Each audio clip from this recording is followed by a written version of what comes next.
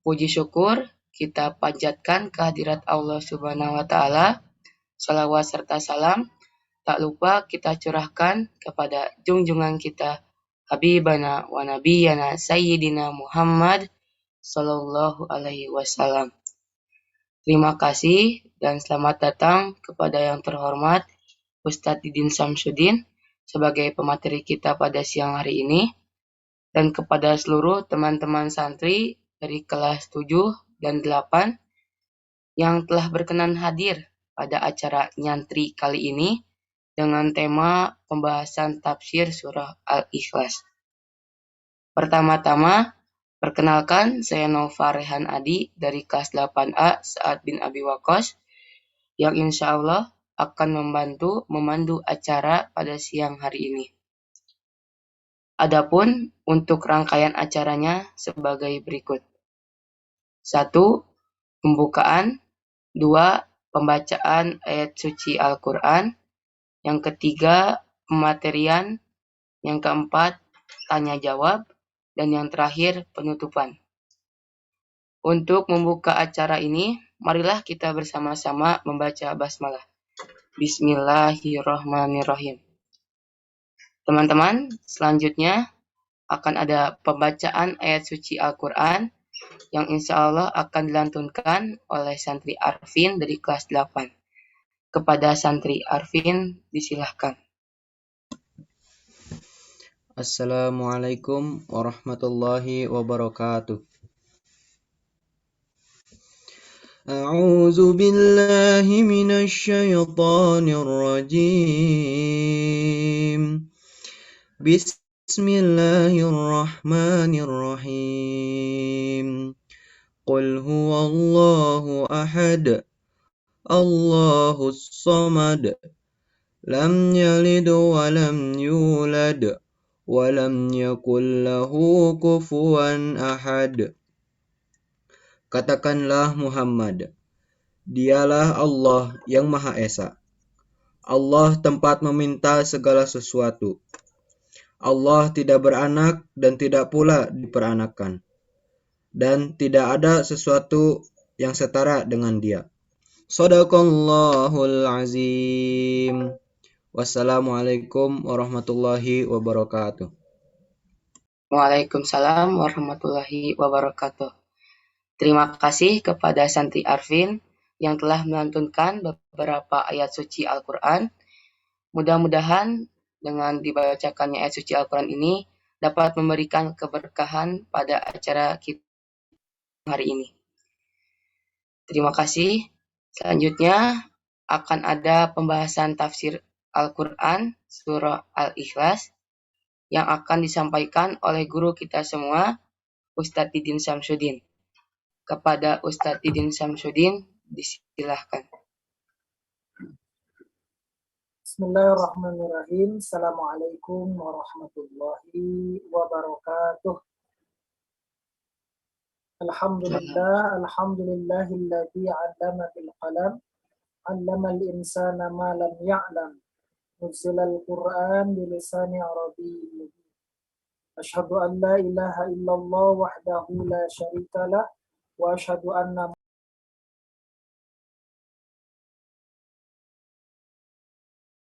wa sallim ala sayyidina Muhammad wa ala ali sayyidina Muhammad, amma ba'd.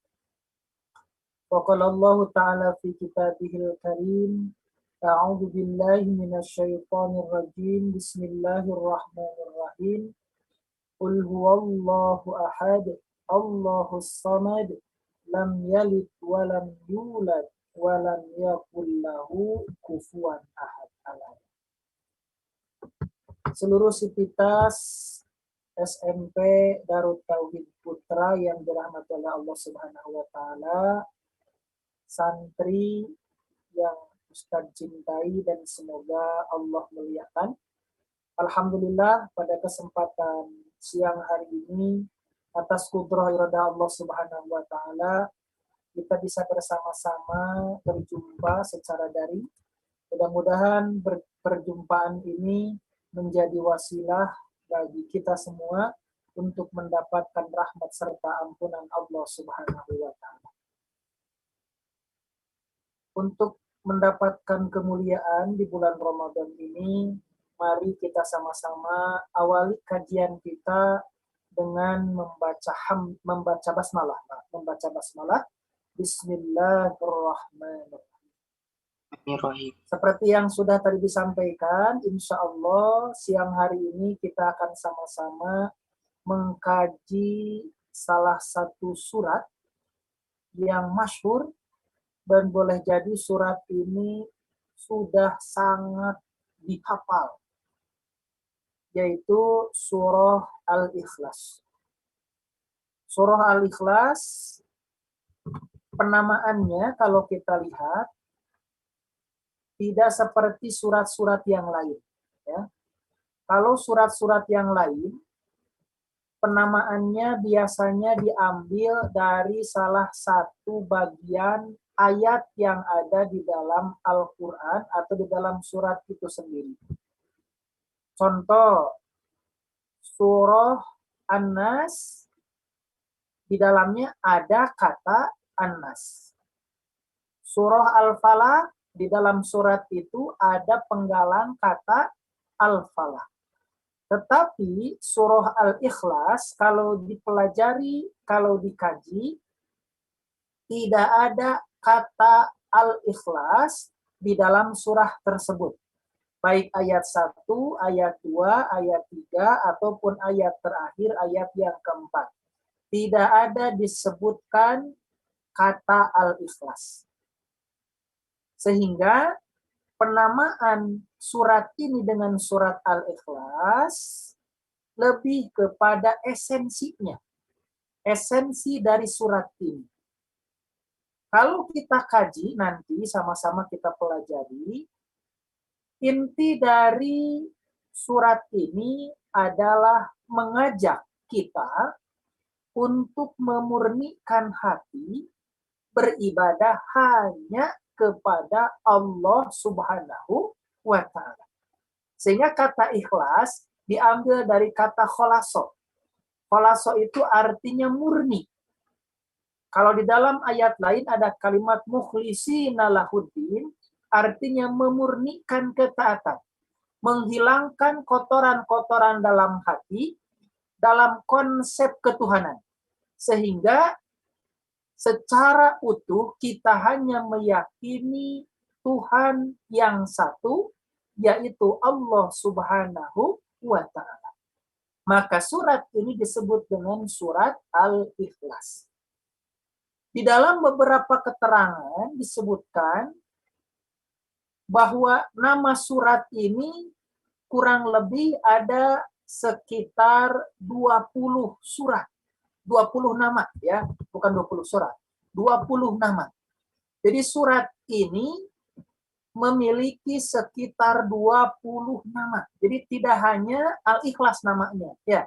Jadi ada beberapa nama lain. Ada At-Tafrid, artinya kalau dalam bahasa kita itu ketunggalan. Ada juga At-Tajrid, artinya mengosongkan.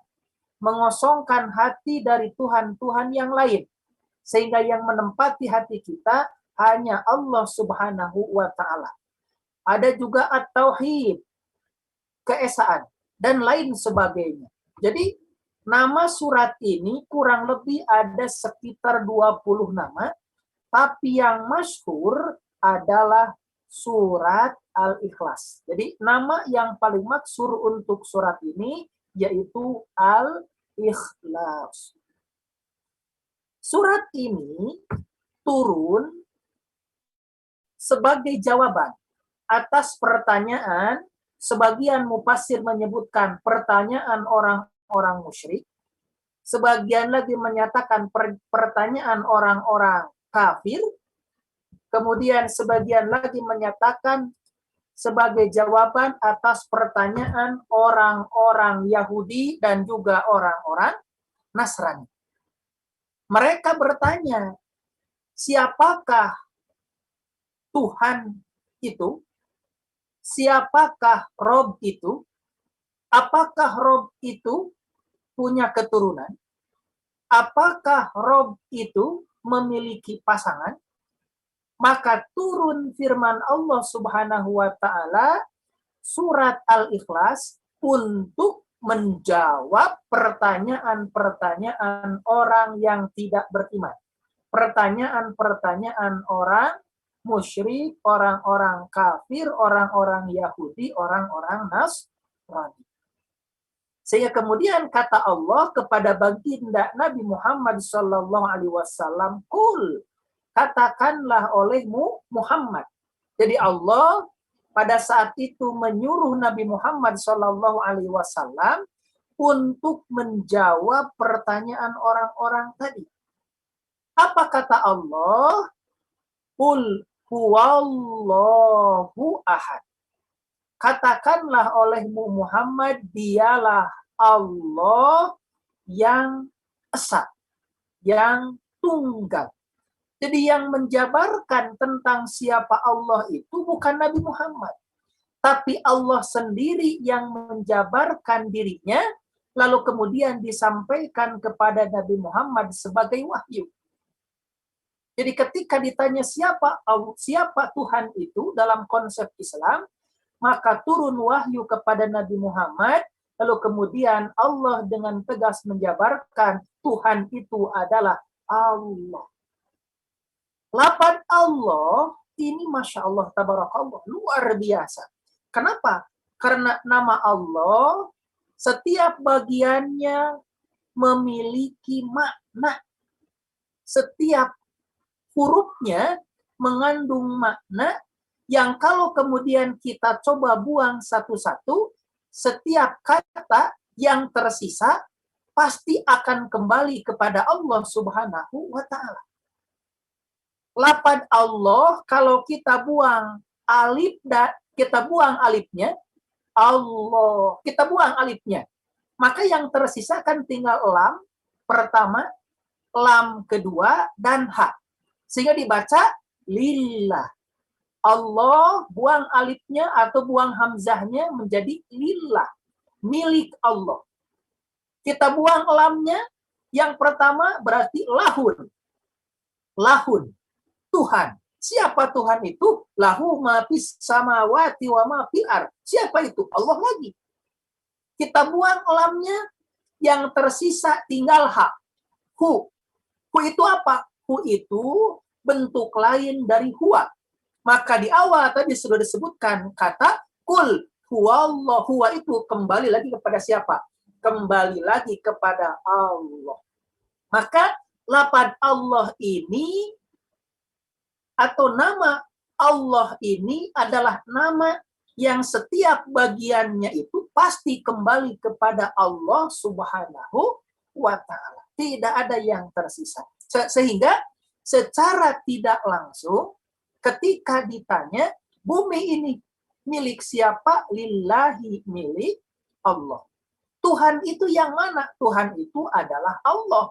La ilaha illallah. Tidak ada Tuhan illallah kecuali Allah. La ma'buda bihaqqin illallah. Jadi tidak ada yang berhak untuk diibadahi kecuali siapa? Yang berhak diibadahi kecuali Allah Subhanahu wa ta'ala. Maka di luar itu, ilah-ilah selain Allah tidak berhak untuk diibadahi. Kenapa? Karena ilah di luar selain Allah tidak ahad. Maka di dalam surah Al-Ikhlas, ayat pertama ini Allah menambah kalimat ahad. Siapakah Allah? Qul huwallahu ahad. Ada tambahan ahad. Di dalam bahasa Arab, ahad beda dengan wahid. Ya, ahad beda dengan wahid. Kalau wahid, satu.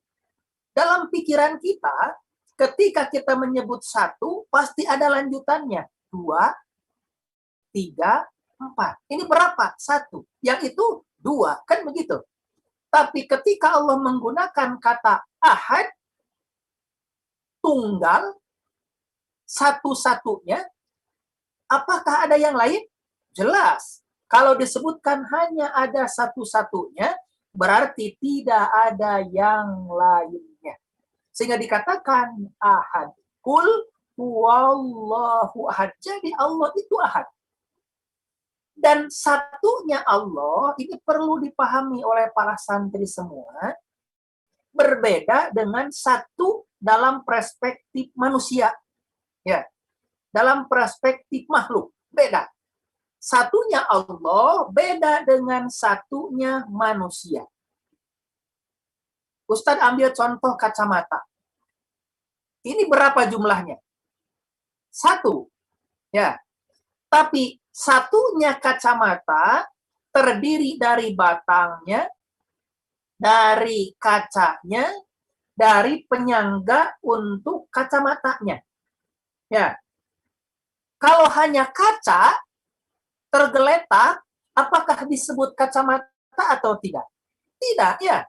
Paling disebut bekas kacamata. Kan begitu. Kenapa? Karena satunya makhluk terdiri dari unsur-unsur penopang yang lainnya. Seorang manusia dikatakan manusia manakala terdiri dari unsur-unsur lainnya. Ada tangan, ada kepala, ada badan, ada kaki, dan lain sebagainya.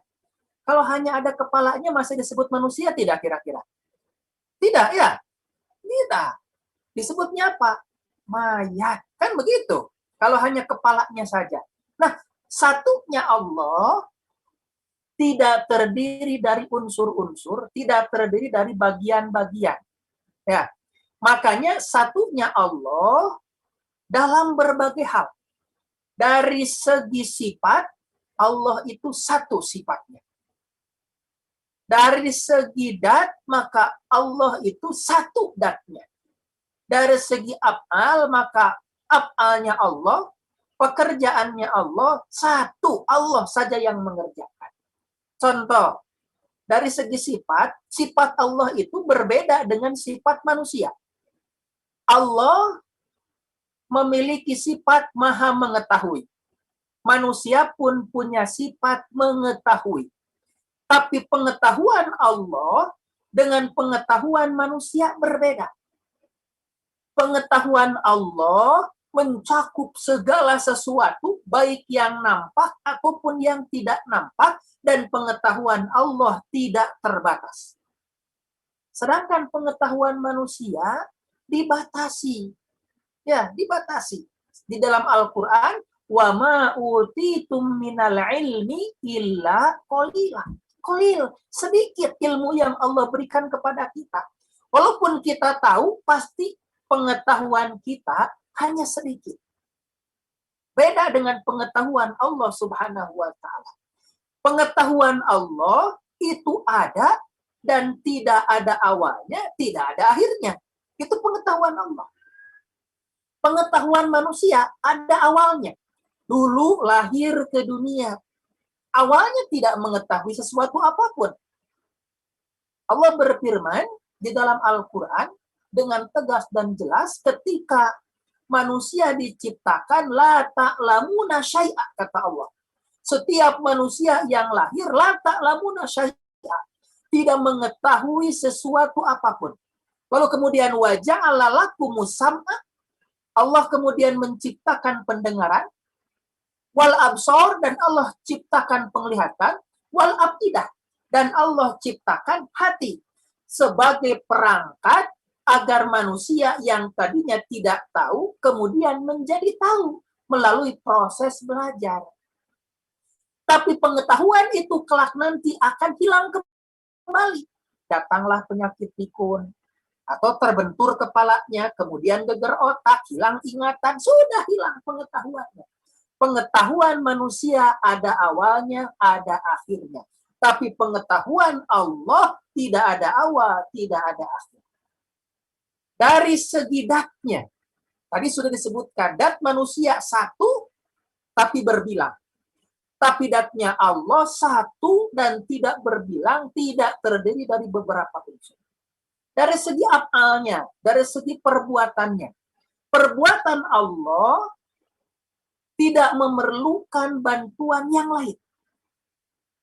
Kalau Allah berkehendak, maka jadi. kun fayakun. Bagi manusia tidak mungkin.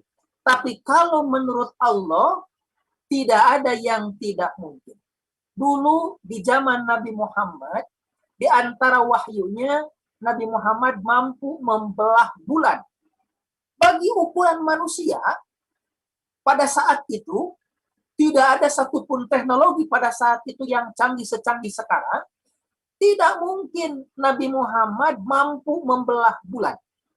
Tapi tidak ada yang tidak mungkin bagi Allah, karena faktanya itu terjadi, dan hasil penelitian sekarang ternyata memang bulan seolah-olah pernah terbelah. Bukan seolah-olah, tapi memang pernah terbelah di zaman Nabi Muhammad Shallallahu Alaihi Wasallam. Sehingga dengan tegas tadi di dalam ayat yang pertama, Qul huwallahu ahad. Katakanlah olehmu Muhammad, Allah itu ahad. Allah itu esa. Satu-satunya, tidak ada Tuhan selain Allah. Kemudian kita lanjutkan. Di ayat yang keduanya Allah berfirman, Allahus Samad.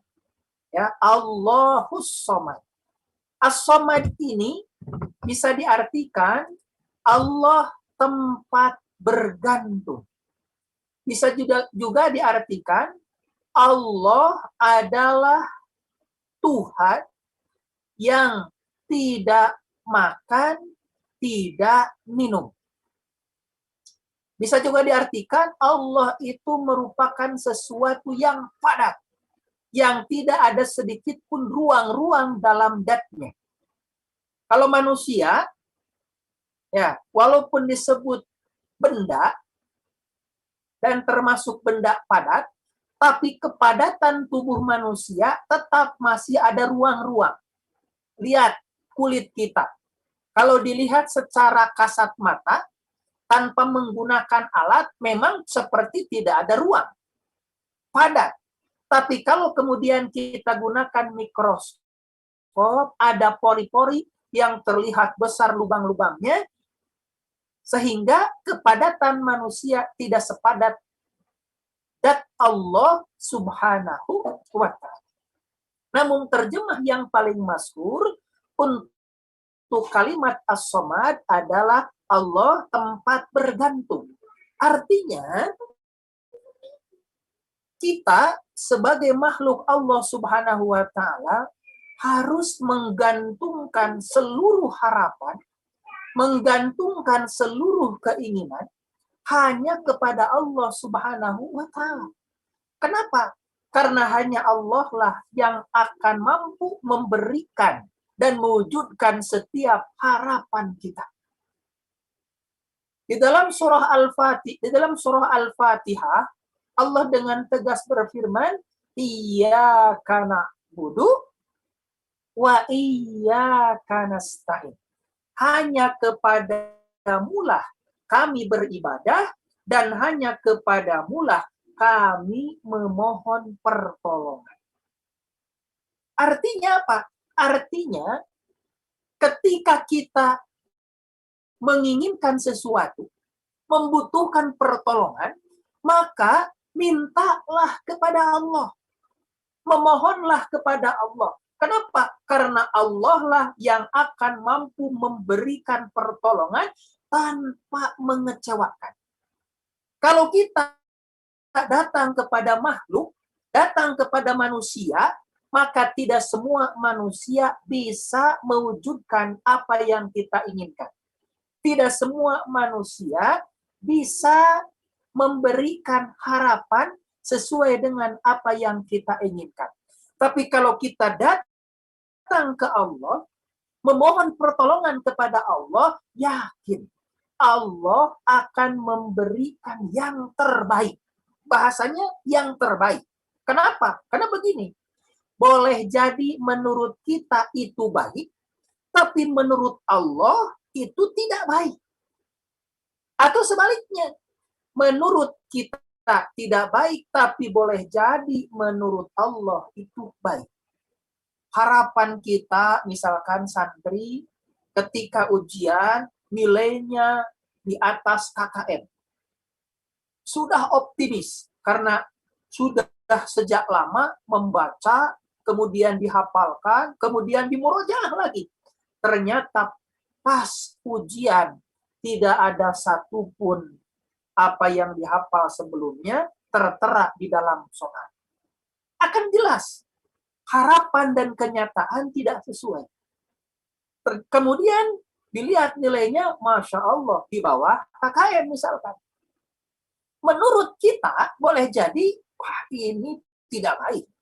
Tapi boleh jadi menurut Allah ini yang terbaik.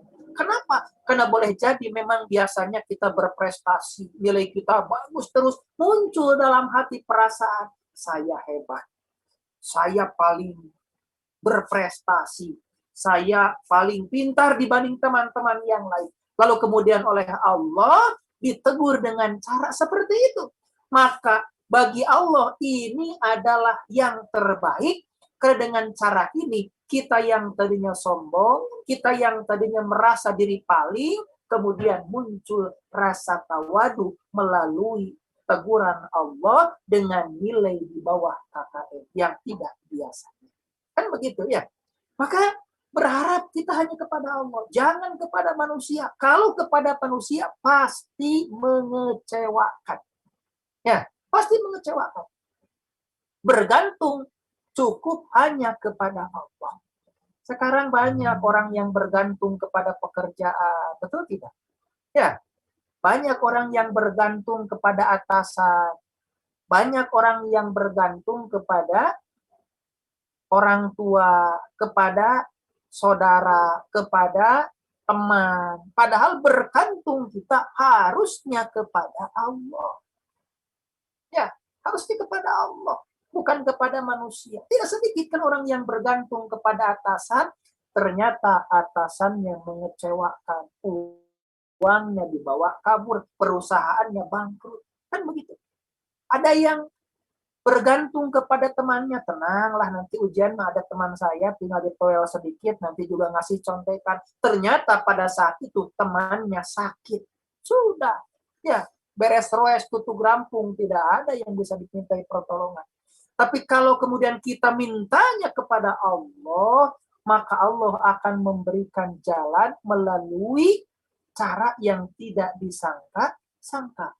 Wa may yattaqillaha yaj'al lahu makhraja wa yarzuqhu min haitsu la yahtasib. Begitu kata Allah. Barang siapa yang bertakwa kepada Allah, memaksimalkan aktivitas ibadah kepada Allah, melaksanakan apa yang Allah perintahkan, meninggalkan apa yang Allah larang, maka Allah akan memberikan jalan keluar dari hal yang tidak disangka-sangka. Perasaan nilai saya palingan mungkin 75. Ternyata demi 90. Kan begitu? Ya. Bulan Ramadan ini sepertinya saya tidak akan membeli baju, tidak akan membeli pakaian karena usaha ayah saya bangkrut.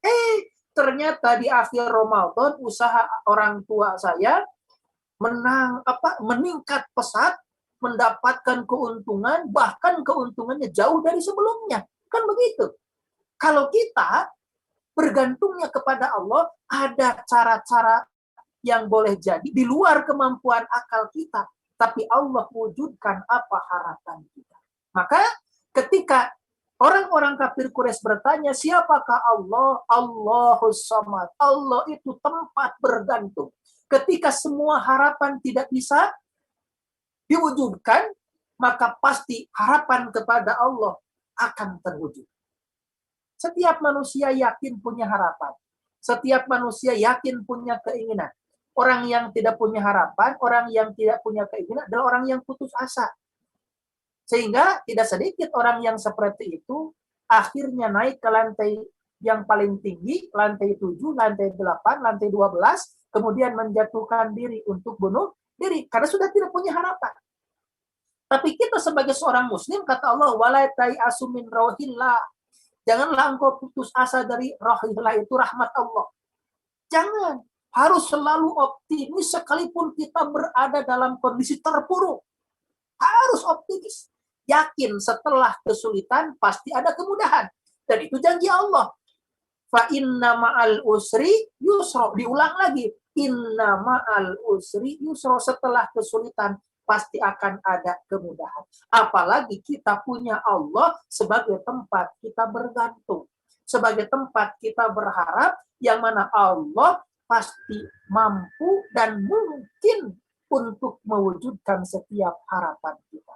Tugas kita apa? Meminta kepada Allah. Kata Allah, ud'uni astajib lakum. Berdoalah kalian kepadaku, aku akan mengabulkan setiap doa-doa kalian. Allah pasti mengabulkan. Kalau manusia dimintai, pasti benci. Tiap hari minta terus, pasti benci. Tapi justru sebaliknya, kalau kita kepada Allah, ketika kita tidak meminta kepada Allah, tidak memanjatkan doa kepada Allah, Allah benci dengan kita. Kenapa? Karena ketika kita tidak meminta kepada Allah, berarti kita merasa bahwa diri kita ini sudah memiliki kelebihan, sudah tidak membutuhkan Allah lagi. Takabur namanya. Kan begitu. Maka berdoa itu sangat dicintai oleh Allah. Orang-orang yang berdoa dicintai oleh Allah. Apalagi di bulan Ramadan ini, banyak waktu-waktu mustajab doa. Ya, jadi yang punya banyak keinginan, adukannya jangan ke orang tua saja. Adukan kepada Allah, ya Allah, tuh saya ini nanti ujian ini dapat nilai yang terbaik. Ya Allah, saya ingin menjadi anak yang soleh, yang bisa berbakti kepada orang tua, dan kelak nanti menjadi kebanggaan orang tua, negara, agama. Oh, itu luar biasa. Adukannya kepada Allah. Bukan hanya kepada orang tua, bukan hanya kepada guru. Orang tua sama. Akan mendorong dan mendoakan. Guru juga sama, akan mendorong dan mendoakan. Yang akan mewujudkan Allah. Karena faktanya, tidak sedikit antara harapan dan kenyataan tidak sesuai. Kan begitu. Tapi kalau kita yakin memohon kepada Allah, semua doa, kalau itu baik menurut Allah, akan dikabulkan oleh Allah Subhanahu wa ta'ala. Maka kalimat Allahus Somad secara tidak langsung menggiring kita agar kita hanya menggantungkan harapan kepada Allah Subhanahu wa ta'ala, bukan kepada yang lain. Lalu kemudian di ayat selanjutnya Allah Subhanahu wa ta'ala berfirman, lam yalid walam yulad. Nah, jelas ya. Siapakah Allah itu? Allah itu lam yalid. Allah itu tidak yalidu, ya, tidak beranak. Walam yulad, dan juga tidak diperanakan. Ya. Jadi tidak beranak dan juga tidak diperanakan. Artinya kalau dalam bahasa sederhananya tidak melahirkan dan tidak dilahirkan. Ya, tapi bahasa yang tepat dalam konteks bahasa Indonesia tidak beranak dan tidak diperanakan. Artinya apa? Artinya Nabi Muhammad tidak memiliki ayah, tidak memiliki ibu, dan tidak memiliki keturunan. Ini jelas, ya, jelas. Sebab ada, ya, dalam konsep agama lain, bahwa Tuhan itu punya orang tua, punya keturunan. Nah, itu dalam agama lain. Tapi dalam konteks agama Islam, bahwa Tuhan itu jelas. Lam yalid walam yulad.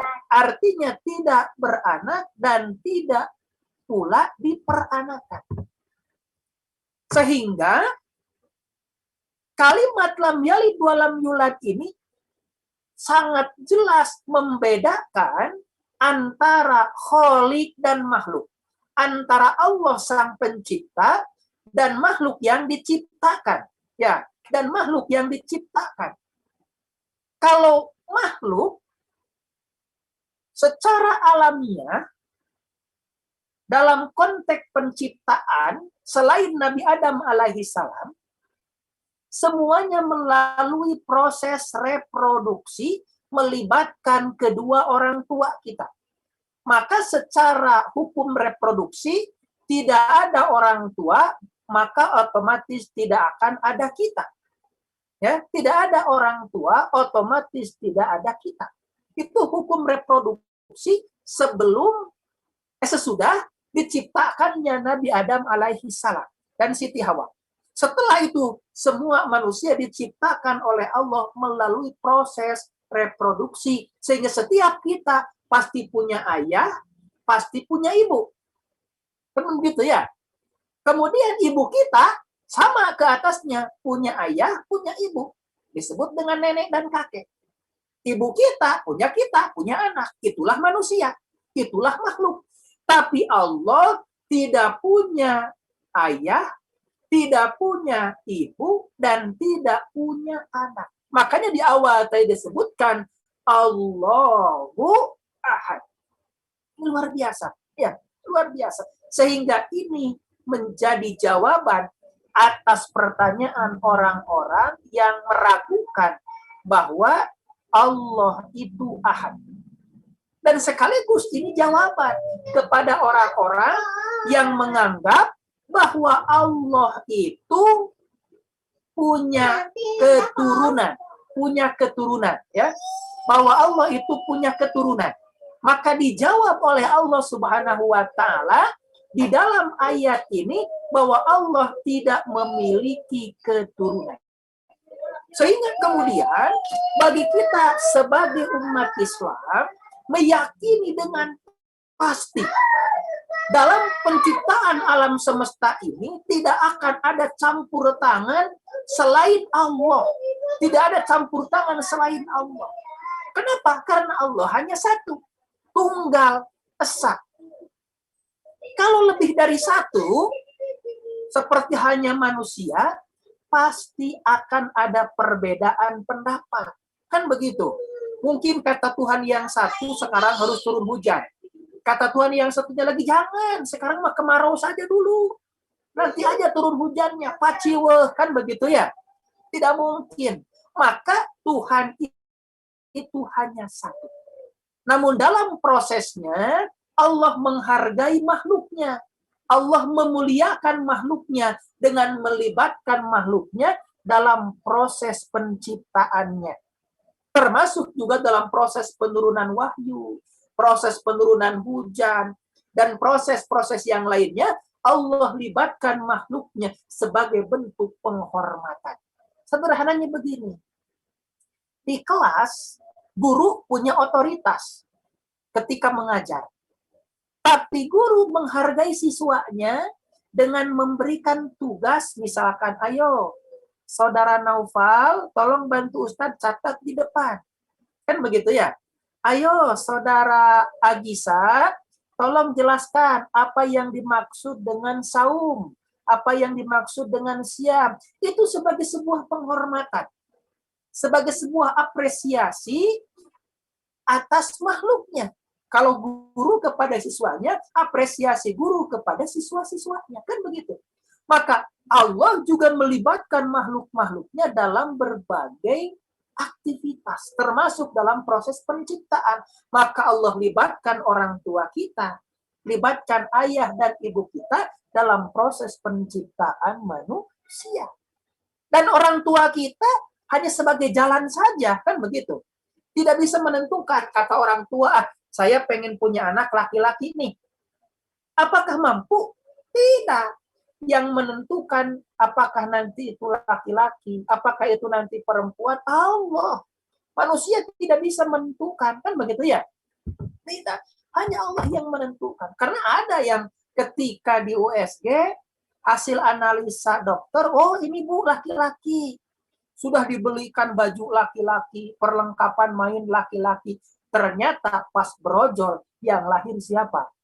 Perempuan. Kan begitu ya? Kenapa? Karena yang menentukan jenis kelamin itu Allah Subhanahu wa ta'ala. Lam yalid walam yulad. Maka secara tidak langsung kalimat itu menafikan sifat-sifat yang ada pada manusia. Jadi sifat-sifat yang ada pada manusia, yang sifatnya buruk, tidak ada pada Allah. Manusia suka lupa. Kan begitu ya? Manusia suka teledor. Nah, Itu semua tidak ada pada Allah Subhanahu wa Ta'ala. Coba kalau Allah lupa, begitu ya. Gimana kalau Allah lupa menurunkan hujan? Bahaya. Allah lupa tidak mendatangkan rezeki kepada manusia. Mati semua, kan begitu ya. Maka Allah itu terbebas dari sifat-sifat buruk yang ada pada makhluknya. Sehingga dengan tegas kalimatnya, laisa kamitslihi syai'un. Jadi tidak ada yang semisal dengan Allah. Atau mukhalafatulil hawadisi. Allah itu berbeda dengan hawadis yang baru. Kita ini kan baru. Dulunya tidak ada, sekarang ada, dan nanti akan tidak ada, kemudian akan ada kembali di tempat yang lain, yaitu di akhirat. Sedangkan Allah tidak ada awalnya, tidak ada akhirnya, sudah ada. Jangan berpikir dari kapan, nggak usah berpikir gitu. Karena akal kita tidak akan mampu mengejar Allah, tidak akan. Jadi kalau kita ingin mengenal Allah, jangan memikirkan zat Allah. Nggak akan sampai akal kita. Seperti memikirkan seperti apa bentuk angin. Ada yang bisa membayangkan angin seperti apa? Coba. Ustadz tanya, angin ada? Ada, kan ya? Kan terasa. Tapi coba sekarang gambarkan seperti apa angin. Tidak ada yang tahu. Ya. Jangankan Allah, untuk menggambarkan angin saja kita tidak mampu. Dan tidak ada teknologi apapun yang bisa menggambarkan seperti apa angin. Kalaupun ada itu kan hanya bentuknya saja. Oh, ini anginnya mengarah ke sini, ini anginnya mengarah ke sana. Yang kita lihat mengarah ke sini, mengarah ke sana apa? Anginnya ataukah benda-benda yang diterpa oleh angin? Kan benda-bendanya ya. Benda-bendanya yang diterpa oleh angin. Oh, ternyata pohon kelapa bergeraknya ke kiri, bergeraknya ke kanan. Anginnya terlihat tidak? Tidak. Ya, sama. Ketika kita ingin mengenal Allah, jangan mengorek-ngorek zat Allah. Nggak akan mampu akal kita untuk mengejarnya. Cukup lihat saja ciptaannya yang ada di alam semesta. Seperti tadi angin, bergerak ke kiri, bergerak ke kanan. Apa yang kita lihat? Pohon kelapa, daun, atau yang lainnya. Maka kita pun sama ketika ingin mengenal Allah, cukup lihat alam semesta dan segala isinya. Oh, ada manusia, ada monyet, ada hutan, itu ya, dan lain sebagainya. Ini semua tidak mungkin ada kalau tidak ada yang menciptakan. Maka pasti semua yang ada di alam semesta ini ada yang menciptakan. Siapa? Dialah Allah Subhanahu wa Ta'ala. Maka dengan mempelajari ayat 1, ayat 2, ayat 3, harusnya semakin yakin bahwa memang tiada Tuhan selain Allah. Atau bahasa balaghahnya, Tuhan itu murni hanya Allah saja. Tidak ada yang lainnya. Kemudian di ayat yang terakhirnya kalau kita lihat, Allah berfirman, walam yakullahu kufuwan ahad. Dan tidak ada seorang pun yang setara. Kata kufuan, ada yang mengartikan setara, ada yang mengartikan istri. Jadi tidak ada istri. Jadi Allah tidak memiliki istri. Namun yang masyhur dipakai untuk terjemah kufuan itu, yaitu tidak ada seorang pun yang setara. Artinya apa? Artinya tidak ada satupun yang menyamai Allah.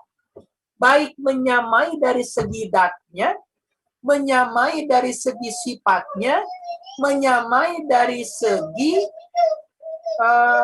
tadi apa? Dan sifat, kemudian satu lagi dari segi amal atau dari segi perbuatannya. Tidak ada yang menyamai. Dari segi sifat jelas tidak akan ada yang menyamai Allah Subhanahu wa Ta'ala. Sifat Allah yang Maha Rahman, yang Maha Rahim, yang Maha Pengasih, yang Maha Penyayang. Bukti kasih sayang Allah, Allah tidak memilih ketika di dunia.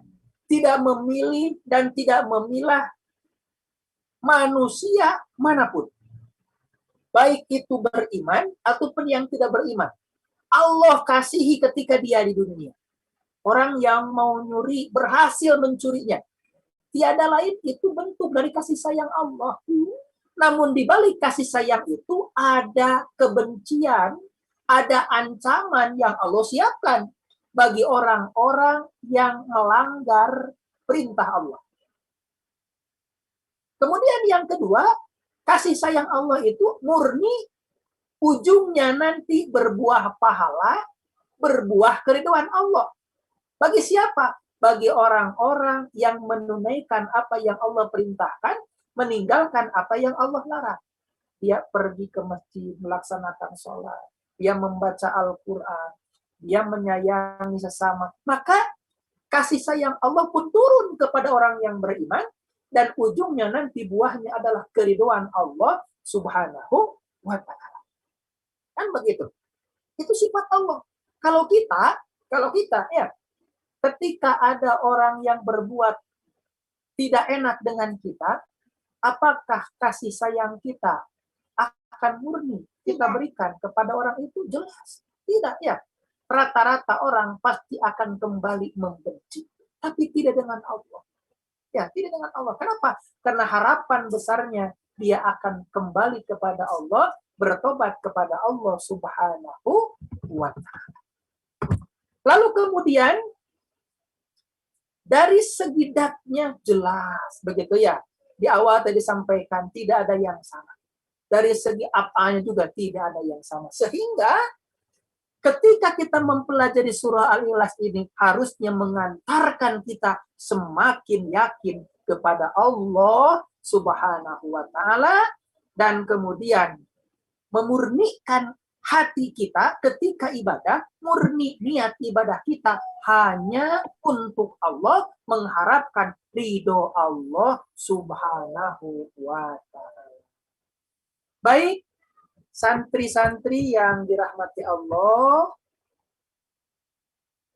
insya Allah untuk kajian tafsirnya Ustaz cukupkan. Namun barangkali ada yang mau ditanyakan, mau didiskusikan, Ustaz persilahkan, masih ada waktu sekitar 8 menit. Mangga dipersilahkan.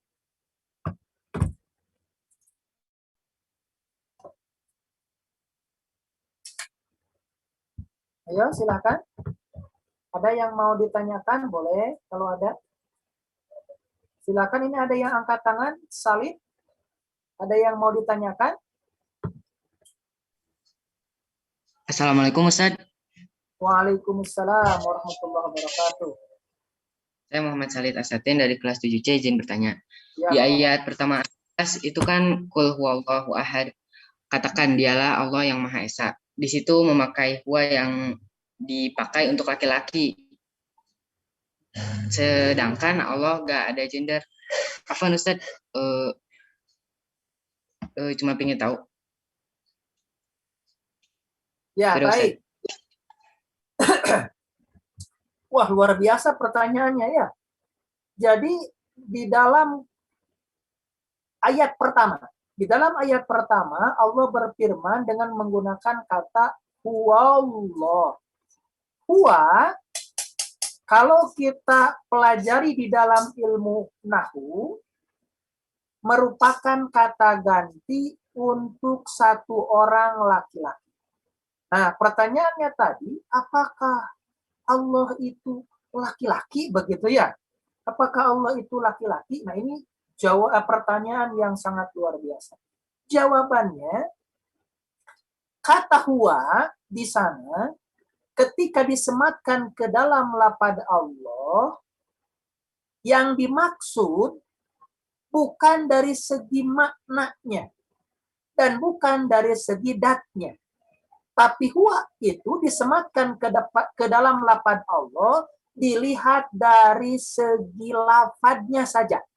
Dilihat dari segi tulisannya saja. Supaya mudah, begini. Di dalam bahasa Arab, ada orang yang secara fisik laki-laki, tapi namanya adalah nama perempuan. Kan begitu ya? Secara fisik dia adalah laki-laki. Tapi namanya nama perempuan karena ujungnya ada tak marbutoh. Contoh, Maisaroh. Maisaroh di Arab itu nama bagi seorang laki-laki. Kan begitu ya? Bagi seorang laki-laki. Satu. Yang kedua, kalau kita di dalam bahasa Arab melihat benda, maka kategori mudzakkar muannasnya bukan dilihat dari bendanya, tapi dilihat dari segi nama benda itu dalam bahasa Arab. Contoh, pintu dalam bahasa Arab babun. Ujungnya tidak ada ta marbutoh, maka dikategorikan mudzakkar.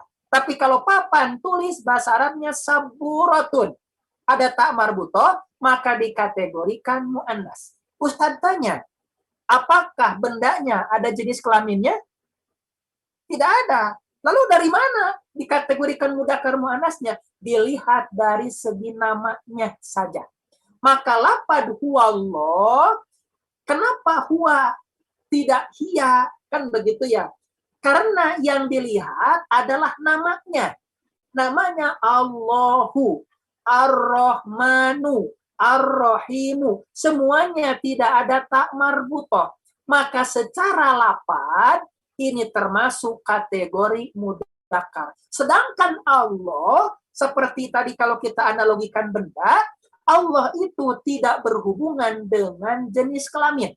Tidak bisa dihubungkan mudzakkar dan muannas. Ya, tidak bisa. Karena yang dihubungkan mudzakkar muannas itu manusia yang bernyawa, makhluk yang berjawa, baru dikategorikan mudzakkar muannas, ada jenis kelaminnya. Sedangkan yang benda mati seperti bangku, pintu, itu tidak ada jenis kelaminnya. Kita berbicara tentang zat Allah. Ya, berbicara tentang zat Allah. Maka kita tidak mensifati Allah dari segi zatnya. Yang disifati di dalam lapad tadi adalah lapadnya saja. Karena lapad Allah di ujungnya tidak ada ta marbutoh, maka dalam bahasa Arab itu dikategorikan mudzakkar. Jadi mudzakarnya itu dari segi lapadnya, bukan Allahnya, bukan zat Allah Subhanahu wa taala. Begitu ya. Baik, bisa dipahami? Ada lagi yang bertanya, silahkan.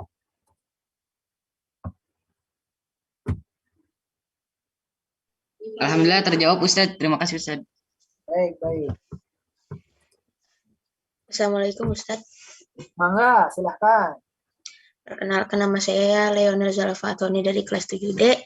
Saya izin ya, ada 2 pertanyaan. Kan di dalam kata al-ikhlas ya, kalau kita secara umum kan ikhlas itu sikap. Nah, apa hubungannya dengan Allah itu satu gitu misalnya ya. Allah itu satu, Allah itu tidak diperanakan. Nah, sedangkan di kata ikhlas sendiri itu kan kita itunya kan sikap gitu. Gimana Ustadz? Baik. Terus, Baik. Ikhlas itu dari kata kholaso. Kholaso itu artinya kalau dalam bahasa Arab secara komunikasi, kholas itu artinya sudah. Ya. Kholas, sudah. Gitu ya. Atau bisa diartikan juga kholaso itu murni. Ya, murni. Murni itu artinya tidak tercampur dengan yang lainnya. Disebut surah Al-Ikhlas karena surat ini menceritakan tentang kemurnian hati dalam beribadah. Kepada siapa kita beribadah? Kepada Tuhan yang satu. Berarti murni Tuhan kita hanya satu.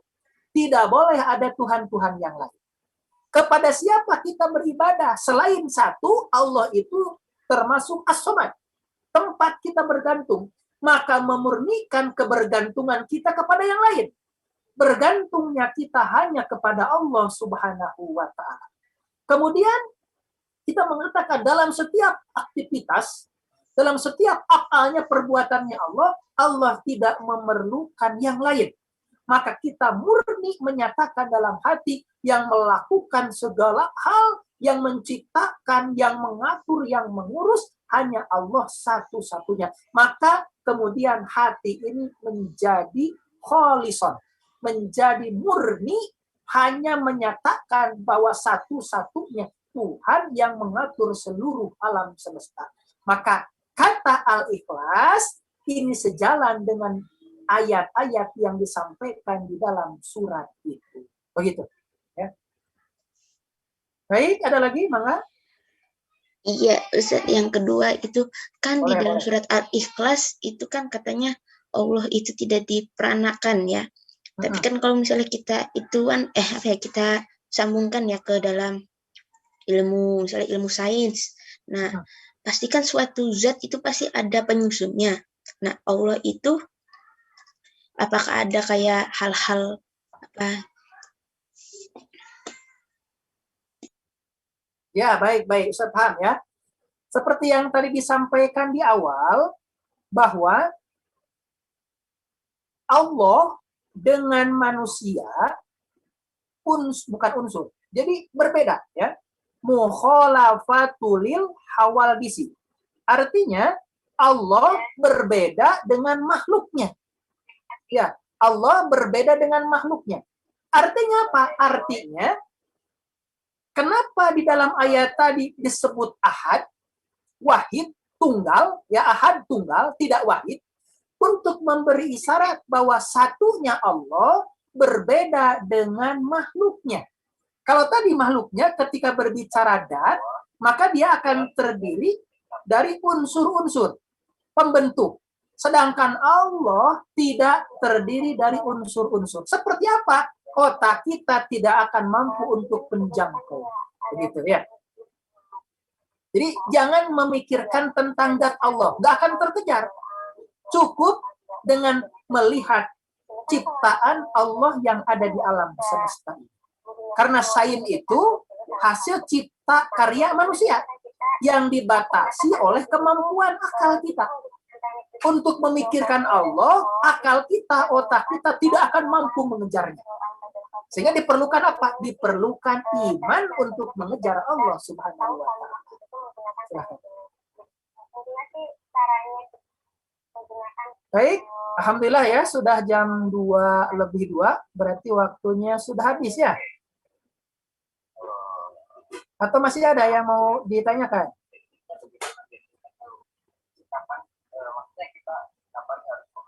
Halo?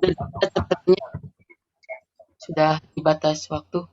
Ya, baik, silakan diakhiri saja ya. Mangga saya kembalikan kepada pembawa acara. Terima kasih kepada Ustadz Didin atas ilmunya. Semoga bisa menjadi penambah semangat bagi kita semua. Ya, selanjutnya akan ada post-test dari Ustadz Trisno yang akan langsung dipimpin oleh Ustadz Trisno sendiri. Kepada Ustadz Trisno, disilahkan. Baik, Ustadz, izin undur diri ya. Terima kasih. Mudah-mudahan apa yang tadi disampaikan ada manfaatnya dan semakin mengokohkan akidah kita kepada Allah Subhanahu wa Ta'ala. Usikum wa nafsi bitaqwallah. Billahi taufiq wal hidayah wal inayah. Wassalamualaikum warahmatullahi wabarakatuh. Ustaz izin ada ngajar yang lain. Oke, bismillahirrahmanirrahim. Insyaallah akan ada proses ya setelah jadi strategi menyampaikan materinya sangat luar biasa. Allah akan ada proses quiz. Bisa masuk dulu lewat link sebentar Ustaz. Kirim dulu.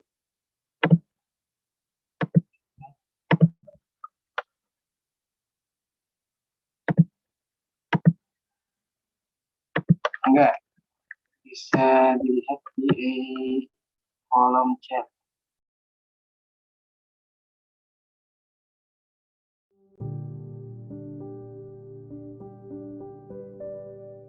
Three years passed. Every day, in the morning and night, we spent time together.